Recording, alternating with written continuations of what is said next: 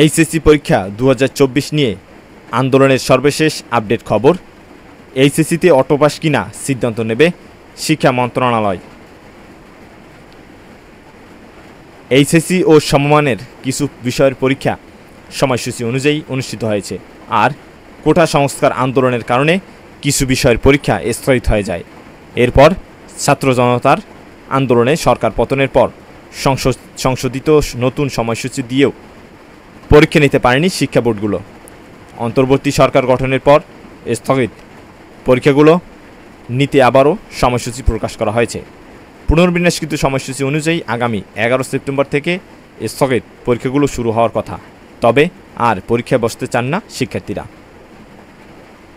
দেশের সার্বিক পরিস্থিতি বিবেচনায় অটোপাসের দাবি তুলেছেন পরীক্ষার্থীরা, নেমেছেন আন্দোলনেও। গত ১৫ আগস্ট নতুন সময়সূচি প্রকাশের পর থেকে ঢাকাসহ দেশের বিভিন্ন জেলায় মানববন্ধন, বিক্ষোভ ও অবস্থান কর্মসূচি করেছে শিক্ষার্থীরা। সোমবার ১৯ আগস্ট রাজধানীসহ সারা দেশে অটোপাসের দাবি নিয়ে রাস্তায় নেমেছে পরীক্ষার্থীরা। তাছাড়া ঢাকা মাধ্যমিক ও উচ্চ মাধ্যমিক বোর্ডের সামনেও বিক্ষোভ করেছে তারা। শিক্ষার্থীদের দাবি, তাদের অনেক সহপাঠী পরীক্ষার্থী আন্দোলনে অংশ নিয়ে আহত হয়েছে, তারা চিকিৎসাধীন।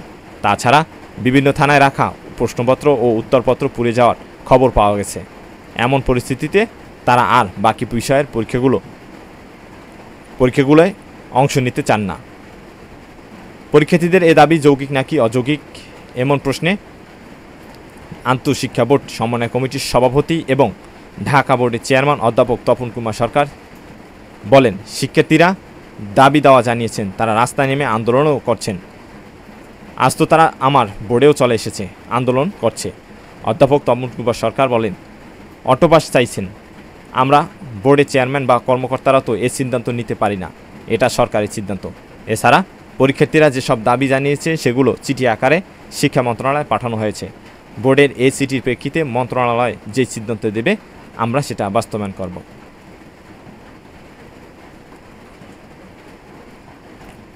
এই ছিল আসলে সর্বশেষ আপডেট খবর। অর্থাৎ অটোপাস এইচএসসি ২০২৪ এবং সমমান ২০২৪ পরীক্ষার্থীরা অটোপাস পাবে কিনা বা অটোপাস দেবে কিনা সে বিষয়ে সিদ্ধান্ত দেবে মন্ত্রণালয়, অর্থাৎ শিক্ষা মন্ত্রণালয় থেকে এই সিদ্ধান্ত আসবে। বোর্ড চেয়ারম্যান বা শিক্ষা বোর্ডগুলো এই সিদ্ধান্ত কোনোভাবেই নিতে পারে না। এই সিদ্ধান্ত সম্পূর্ণ সরকারের উপর, সরকারের মন্ত্রণালয়ের উপর। এই ছিল সর্বশেষ আপডেট খবর। এখন পর্যন্ত অটোপাসের কোনো সিদ্ধান্ত আসেনি, আসবে কিনা সেটা বলাও যায় না।